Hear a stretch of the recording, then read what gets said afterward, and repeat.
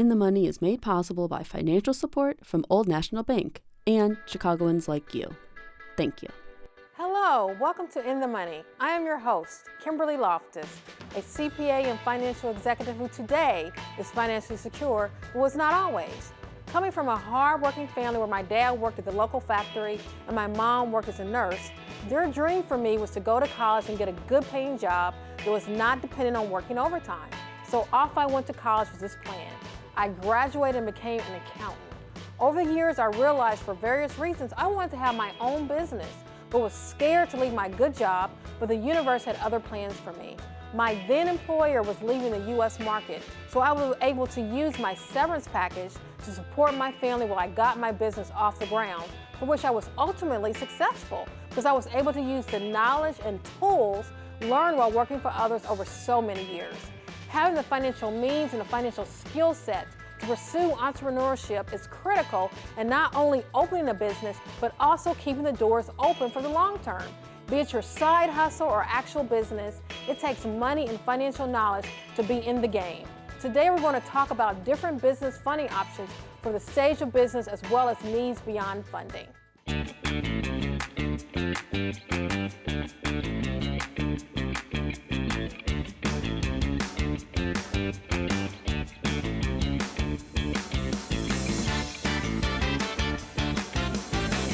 Joining us in the living room today is Lou Costable, family man and owner of multiple businesses that include IT support, networking groups, vintage cars, as well as a few others.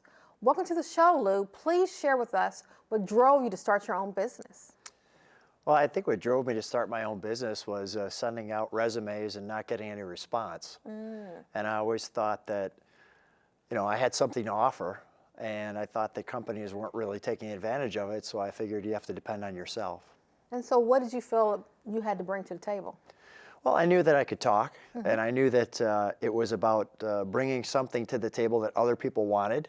So whether it was IT support, and I could be a salesperson for that, and find some consultants, or whether it was YouTube, where I thought that I could video some cars and people would be interested in vintage cars, or the CFO mastermind group, or getting the CFOs together and letting them share their issues and solve them together is better than solving them trying to do it individually. So when you see the value of something you can bring to the table that they need back, then you can go after it. And so we mentioned that you have multiple businesses. Yep. What was the common thread for you having all these multiple businesses? Money. The common thread was from the IT business. That's what I started in, and from there, I went to the CFO mastermind business because I was talking to chief financial officers, usually were my IT client. So I was trying to make call into the businesses, and the receptionist would cut me short, or the CFO would say, "We got IT covered." So when I called them and I said, "Hey, I'd like to invite you to a CFO lunch with other CFOs," there wasn't a button to shut me off there. So they're like, "What do you want to do?" And I said, "Well, get together with other CFOs and we solve business problems together." And they said, "Oh, well, let me put you through." And I said, "Well, before you put me through, is it first initial last name at yourwebsite.com?" And they go, "Oh, no, it's full name dot." And I got the email, so I would send them a LinkedIn invitation. And then I'd send them an email, and then I'd call them and say, "Hey, I sent you a LinkedIn invite so you could see about me. I also sent you an email, so you should have that, and I'd like to talk to you." And when you put three things together like that versus just a blanket email, it has a lot of power to it. And would you say that you have this passion for these businesses, or was it more about what you could, make money from it? Well, I have a family, so money is important. But it was, the IT business is challenging because it's a little bit like, business plumbing. You have to have a problem and you have to solve the problem. Where YouTube is more about fun and just getting to something people like. So it's much more fun to do something people like and get the kudos from that. I don't get many kudos from IT support, but I get a lot of kudos from Lou, great car and so much fun, and love that. So I can see how you funded future businesses from your original business, but how did you fund the IT business when you started out? Just determination. I started that with, I had a house and I rented that to a person, and then I made that amount of money, and I rented a house at this amount of money. So I took that as my earnings, and I also ran a martial art business. So that used to be what I call fun money. Now that was needed money. So I took that money from the rent and money from that and continued to build that until finally, about 2.5 years later, the business was moving on its own, and I was paying all my bills, and my wife was, okay, and the kid was okay, and we went from there. So when you had your job originally, you had this martial arts studio. Yep. And so you were able to fund or get into the martial arts studio because you weren't dependent on that money, but eventually that turned to dependency. Well, I think the money really came from the rent, from the difference in the rent. I was renting, I think, my house at the time for $1,300, and I was renting a house for $400. So that gap was enough to keep me in the green, and the martial art money was enough to keep cars insured and things like that. So how did you determine how much money you needed when you started your business? I just looked at my bills, and figured I need a certain amount of money. And of course, I had a wife and a child, and they need to eat as a general rule. So you were just trying to survive. You I was wanted to surviving, make enough just to survive. Yeah. It wasn't to make all this profit, just to survive. Well, I think that as I'm thinking about your question, I think really no matter when you start a business, you have to be determined. Right. And once you're determined, you'll figure out a way. And then it takes a couple of years to be successful. And even when you're successful, you're still not the last one, which is confident. Confident comes after, and I'll use my martial art business, all right? When I started, I was like everybody else, you start as a white belt. And then you start to have some success, you start to realize you're not getting punched all the time, and you're starting to realize you can start to beat other people, and you're getting accolades from other people. So you're successful belt-wise, but you're not confident yet. And it wasn't until probably I was a 3rd degree black belt before I actually felt like now I'm confident in martial arts. So having that knowledge there in martial arts helped me with the business, because I was like, okay, I can do this. I just have to make a lot of calls and send a lot of emails. And at the time they didn't have LinkedIn, but linking to people now, and then you finally get to a point where your finances start to oversee what your expenses are, and you start to feel some success, but you're still not confident. Right. Yep. So what would you say would be the major difference when you first started out? You basically were a startup business, and you had certain financial needs, and then your business was established. Yeah. How did your financial needs change once you went from startup to more established? Well, then you can buy some non-necessary items. Mine was I actually started collecting Michael Jordan sports cards, and I picked the right guy, and he continued to do well, and those became investments. And I actually did quite well with that, which was a surprise. Or like my wife likes to say, does everything you have to do turn into a business? and I don't try to do that, it just kind of does. Yeah, lay your hands on me and give me some of this money. So my question for you then is, since you always seem to be doing investment, is it fun?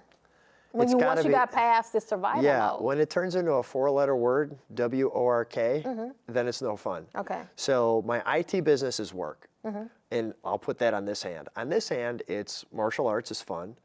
YouTube is a blast. My YouTube channel, My Car Story with Lou, and then the CFO Mastermind, which you were a part of for a while, is a blast because I'm helping people get together and solve business issues, and we do it once a month, and you're bringing a value to those people. Okay. So what tip would you give our viewers who are starting up their business from a financial standpoint? Yeah, the first thing is be consistent.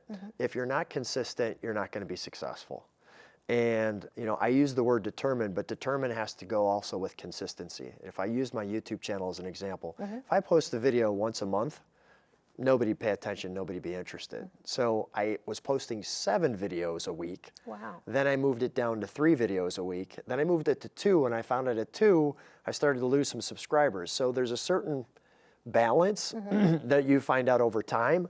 And then you start to have consistent growth in whatever avenue you usually choose, as long as you're consistent. And then what is the tip you would give for the established business from a financial standpoint? Well, one of the tips I'd give you is I don't think you have to be the best. You know, people say, you know, you got to be the best at that. I think you have to work in your God-given talent. Like, I think just coming out of the womb, I was able to talk. So I knew that I would be able to do sales or presentations, or I was going to be that guy to lead the business. I didn't start as that guy to lead the business. I think my martial art training kind of helped me to be the leader. But I always had the mouth. I always had the gift to talk and communicate and smile and make people feel good. So to sum it up, you found what made you special, and you turned that into not one business, but multiple businesses that complemented each other so they all could kind of grow together. Exactly. I just continue to use my gift. I mean, some people have gifts in writing or drawing or art or creativity, and I don't really have that gift. As an example, my editor for my YouTube channel is my son. He likes to be behind the camera. He likes to work on things like that. So he's been working for me and getting paid pretty well from the age of 13 to 18. You know, and my daughter, let her hear that, because I'm having her do my social media content so she can get paid really well in the future. Well, that's the key is, I mean, if you teach people that they can be independent and you teach people that they can do it, then they get that success and then they finally get the confidence. Well, thank you so much, Lou, for sharing your tips. Much success. Thank you. I'm Bianca Cotton, host of Behind the Confident Smile. Tune in this Friday at 7 p.m. Maybe it stems from childhood, wanting to be, you know, the best student in the classroom. I don't know, but I feel like I had to keep up this facade that I had everything together.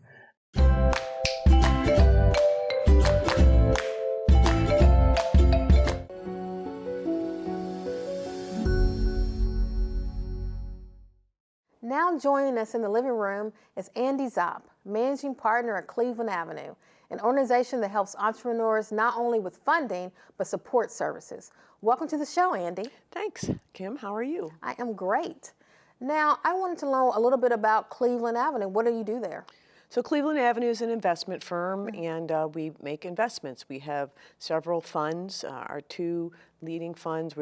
Our organization was started by Don Thompson. Don is the former CEO of McDonald's, and we have two funds that focus on food and beverage. And then the fund that I lead focuses on investing in companies led by Black, Latinx, and women entrepreneurs. So can that be startups, or do they need to be established? Generally, our fund requires that companies have been operating for at least a year or two, have a minimum of $500,000 in revenue. We're really looking to invest in companies that have gotten that seed money, have gotten some traction, and are now at that next level where they need to grow and they need capital to grow. Our food and beverage funds typically invest in companies that are even later, like Series A and up companies. And we also have a tech fund and a fund that focuses on, or a investment person who focuses on agricultural investments. But we are starting now to look at seed companies and companies that are really just doing some seed funding, companies that are just starting. But mostly we're looking at companies, and particularly my fund is looking at companies that have been operating and are trying to get to that next level for growth. Because we feel like entrepreneurs, particularly entrepreneurs of color and women, really don't get people to get behind them, right? It's a risk business, and people don't want to take a risk on them. And you need capital to grow your business. So can we go through a couple of definitions? So when you say seed money, what do you mean by that? Well, seed money would be, you have an idea, right? And and it's called a seed, right? You're planting the idea, and you're getting money to just start your idea. Sometimes you haven't even, like you have an idea for a product, you haven't built it. So seed money will get you the prototype. Or you have written, you have an idea for an app and you're starting to do it. Seed money will help you get the technical support to build it initially. But it's that initial startup money, seed funding. And then typically, a lot of times that comes from friends and family, which a lot of Black and brown and minority entrepreneurs don't have. But there are now a lot of funds that do just seed funding and funds that do just seed funding for underrepresented entrepreneurs. Now, what about round A? What does that mean? Well, Series A is typically, so what we would call ourselves is early growth. So we're kind of in between seed funding and Series A. Series A is really a first large equity round for most companies. It's typically in the $5-10 million range of total money that a company's trying to raise. And it is that first significant time when you're getting equity investors. And by equity investors, what I'm talking about are people who are actually going to invest and get a percentage of the business for their investment. Doesn't mean they're going to own the business or run the business, but they will get a significant, some sort of equity in the business. Now, how does that differ from someone going to a bank and getting a loan? Well, a loan is a form of debt, and that is a form of capital, right? And so they give you a loan. They don't have any interest in your business. Basically, they give you some money. It's no different than a credit card. If you typically a lot less interest, Right. And so they give you some money, and then you pay them back over time with some interest, and they make their money on the interest. One of the things that we do, and some investors do, is something called a convertible note. So it's a loan, it's debt equity. I mean, it's a debt capital, but you get equity. Typically at a discount. So if you give somebody a loan for, let's just say it's $100,000, that interest over time, rather than pay you the interest, it accrues. And so over time it goes into the value. So when it converts into equity, if I gave you $100,000, I may get $120,000 in equity, rather than you paying me interest on the loan. So if I give someone equity, am I giving up control? No, you're not giving up control. You're giving up a percentage of your interest in the business. But one thing to know is that as you grow your company, your ownership interest is probably, and you add investors, your ownership interest will decline. So if you look at eventually if you go public, right, your company's owned by the broad range of shareholders, and you may have a significant portion of those shares, but you may not own the bulk of the company. But if your company has grown, the value of your investment will have grown as well. And so, but that's a real challenge for entrepreneurs, particularly who've just started. They're like, what do you mean I'm not going to own my company? I'm like, well, you're going to have if your company grows the way we want it to grow, you're going to have much more value, but you might have much less interest. Can you dictate to me how I run my business because I gave you some equity? I can't. In the way we invest, but typically, oftentimes we'll get a board seat, so we have some say and influence, but we can't tell you how to run your company. Sometimes, though, if, that gets to a large portion of equity, you have equity or investors, they will have some influence because they've invested in your business. But you won't lose control of your company typically for like our investment sizes are typically around 6% to 10%, high single digits to low double digits. Now, what is the importance of having a board seat? I mean, do you help the entrepreneur understand things or get them in rooms that they normally wouldn't get in?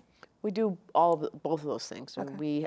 Part of the board seat is you're there to help the entrepreneur think through their strategy. You're not running it's typically it's a governance role. You're not running the company, but you're making sure that they're hitting the financial targets that they're going to hit. And if they're not, how you help them think through how they address those issues. You can make introductions. You don't have to have a board seat. Several of the companies in our portfolio we don't have board seats on, but we do make introductions. We've helped them with supply chain issues. We've helped them think through marketing issues. We've helped them think through strategy. So we want our companies to grow, and so we're trying to help those entrepreneurs do that. So do they normally, or all of them have boards already, or is that something that they need to establish? Many do not have a formal board. Okay. Typically they have, sometimes it's just the entrepreneur and maybe one of their initial investors.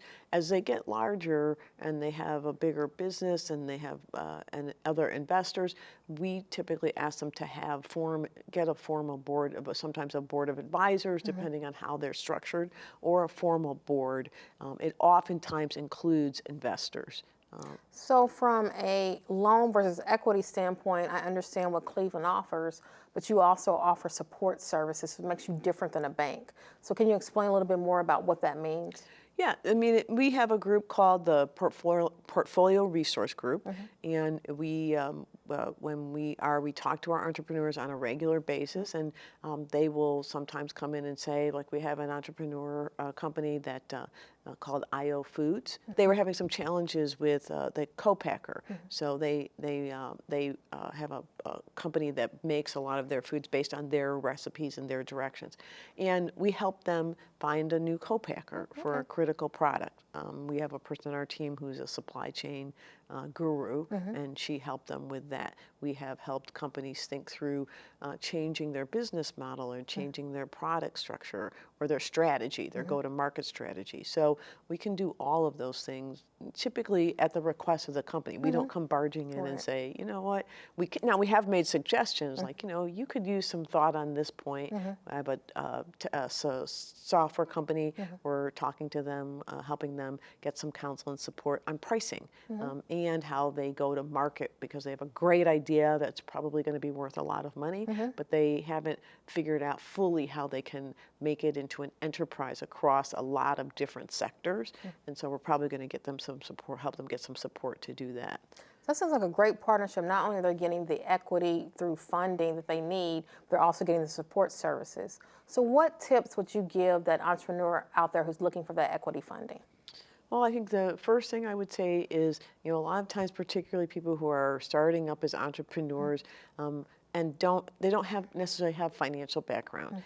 And you know, they're the money's coming in, they're paying their bills, but you know, you need to have your financial house in order. So if you don't have an in-house CFO, you need to hire somebody to come in, even in part-time. You need to have your books in order. You need to be able to track your revenue and your expenses and be able to show people that, because investors are going to want to be able to see that in a fashion that they're used to seeing it in. So you need to have your financial house in order and presentable in a way to do that. The second is you need to be able to tell your story in a very clear and concise way, and have given some thought to, if somebody's going to invest in you, what are you going to do with the money?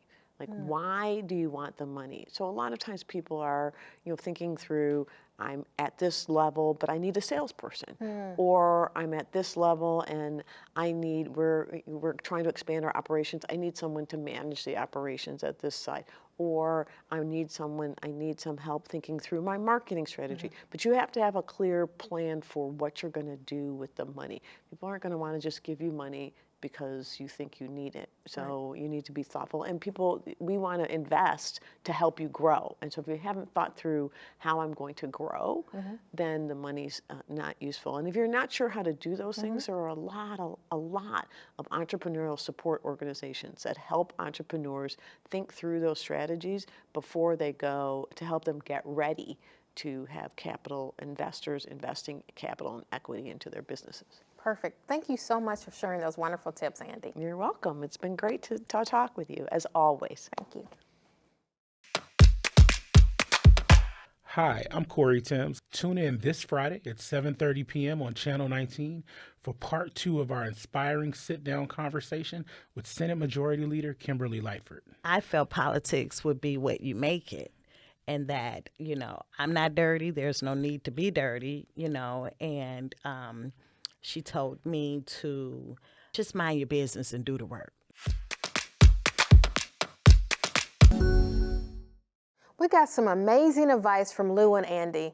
I hope we'll all put it to good use. Now, before I close us out, here's a brief word from our friends at Old National Bank. Take it away, Ben.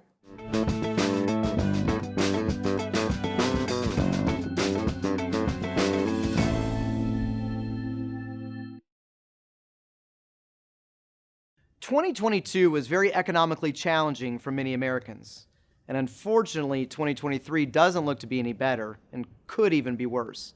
We've been dealing with high inflation and higher than normal interest rates. This has led to higher gas prices, higher grocery prices, and more. We may have been up at night worrying about how we are going to make ends meet. Can we still save for the kids' college? Will I still have my job later this year? Will we be able to take a vacation this year or next year? Now, as we move into 2023, let's talk about how we handle economic uncertainty. I recommend everyone to have a relationship with a banker at your financial institution. Let them help guide you in a way to establish a plan to help get and keep you on track. First thing, build an emergency fund.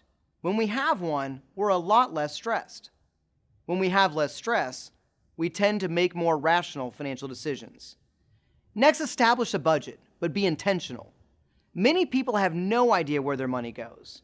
Keep track of your daily spending for 1 week and just see where your money actually goes. For example, a $5 cup of coffee on your morning commute to work, let's just say you do that every day during the work week. You're going to spend around $1,300 a year. Or let's fast forward through your working career, $52,000 over a working lifetime. And let me just tell you, that does not include inflation. Working with a budget keeps you focused and you will know where all your money is going. Now let's talk about a volatile market. Markets will continue to go up and down. And as experts predict, this year will most likely be no different. If you're not at retirement age, it may not be as bad as you think if the market drops. Let's think about it for a moment. When the market drops, the price of stocks fall. And most likely, in an example of a retirement plan, you're putting the same amount of money in every single paycheck. So that same amount is going in to buy stocks, and when the market drops, you're effectively buying more stocks. So fast forward when the market rises, you've made more money. Now, if we are at retirement age, we may need some more of that money sooner rather than later. Working with a financial advisor can help you set up a plan for your risk tolerance. If you haven't done this in a while, or never done it before, work with your local bank to meet with a financial advisor. They can set up a plan that works for you for your short and long-term goals.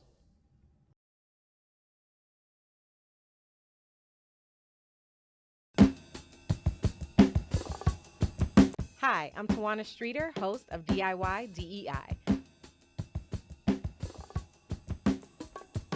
Tune in on Mondays at 7:30 p.m. as I discuss diversity, equity, and inclusion in the workplace.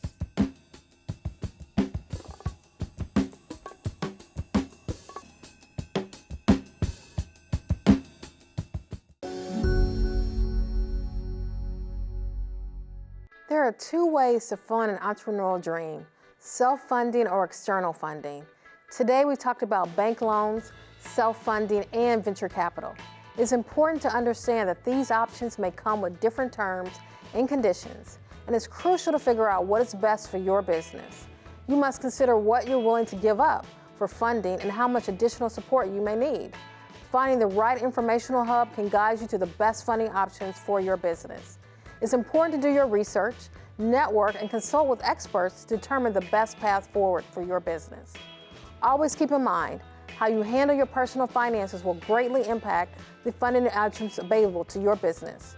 Your personal attitude and relationship towards money will directly affect how a funder believes you will treat any business monies provided. My money challenge to you is to make sure you get your personal finances in order, be it further education or organization of your finances, before seeking investments or bank loans. Otherwise, you'll be limited to self-funding. Remember, we are on this financial journey together.